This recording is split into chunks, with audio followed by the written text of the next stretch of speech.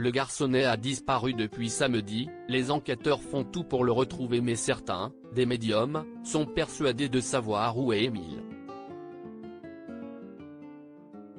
Des personnes qui brouillent plus les pistes qu'autre chose. BFM TV a dévoilé des images qui font froid dans le dos. Depuis le 8 juillet, une question est dans toutes les têtes, mais où se trouve le petit Émile, 2 ans? Le jeune garçon jouait tranquillement dans le jardin et quelques minutes plus tard, il s'est évaporé. Il était alors chez ses grands-parents au Auvernais. Mais stupeur, selon les dernières nouvelles, il s'avère que ces derniers n'étaient pas seuls avec l'enfant puisqu'une réunion de famille a eu lieu durant le week-end. Une famille décrite comme très croyante. Si les membres de ce clan sont toujours dans l'attente de savoir ce qu'il s'est passé, certains pensent avoir entre les mains les clés de l'affaire.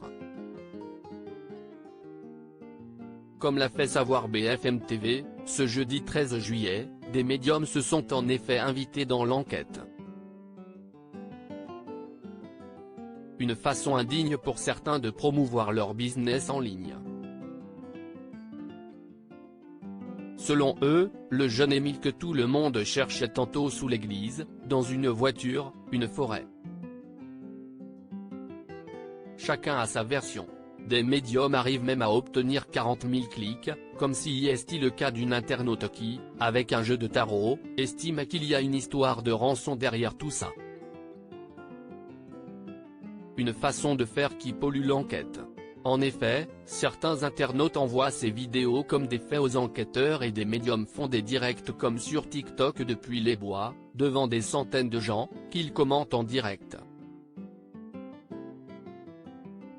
Dans un montage dévoilé par BFM, on peut ainsi entendre des personnes intervenir en direct, disant sentir des vibrations. Il ne doit pas être loin, je tremble, peut-on entendre dire. Appelle de nouveau, dit une voix, indiquant aussi que la personne n'est pas loin du petit Émile. Des images qui donnent des frissons. Autre image marquante, celle où l'on entend une voix dire, le petit s'endort et j'essaie de le réchauffer, il fait de l'hypothermie. Les enquêteurs ont mieux à faire et pire encore, la présence de ces personnes brouille les pistes puisque certains jettent des mégots, laissent des traces de pas et pour ne rien arranger, perturbent les chiens cynophiles. Du temps perdu alors que si est une course contre la montre qui se joue.